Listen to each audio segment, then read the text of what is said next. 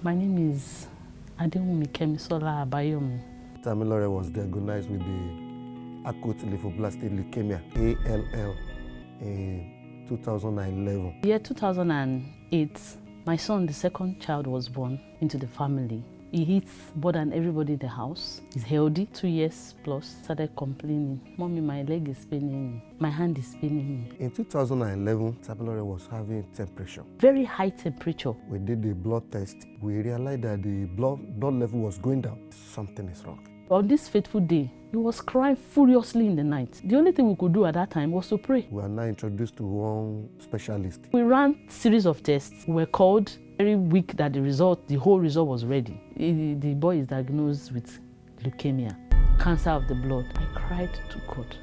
God gave me this son, Tamilore.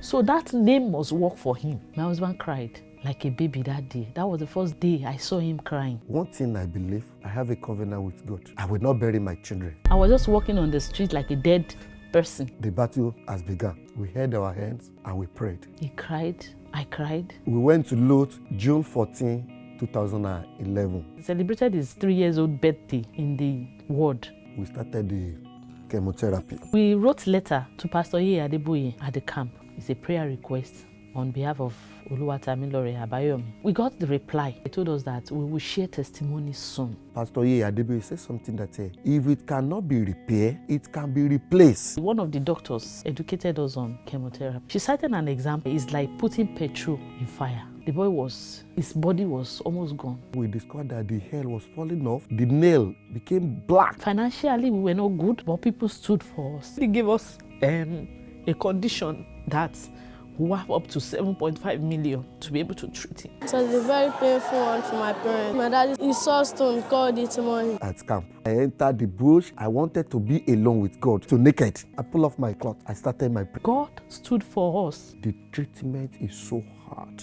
The drugs were expensive and they are not easy to get. God rose. On that aspect of drug, I failed a lot. When there is no money. All the people that were diagnosed at the same time with Tamilore, he was the only one remaining. Some children died in my presence. I said, God, this one must not go anywhere. After each chemotherapy, they would do bone marrow aspiration. The needle of that bone marrow, as long as it is broke inside the boy's spine, they had to take him to the theater. They started the operation around 5 p.m. Almost midnight. The operation was not successful because they couldn't bring it out. Around 2 a.m., the man came out. We cannot remove it. They told us then that we were going to do the chemotherapy for 3 years, bone marrow aspiration. They will now watch him. After 5 years, if there is no relapse, then he is free. The bone marrow we did in 2014, they told us that there was no relapse. We normally do it in a 2 lab for them to compare. The first one said, to repeat this test with no cost, the boy is clinically okay.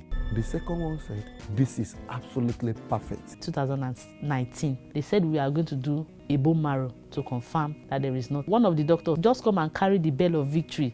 I started ringing, sent samples of blood to South Africa. A month, the result came. It was written boldly on the paper that they don't believe that the treatment was done in Nigeria. Children were at home that day. We started singing and I told them, Tamilore is free. It was the happiest day in my life. The boy is 11 years now. He's a drummer, he's a pianist, he sings.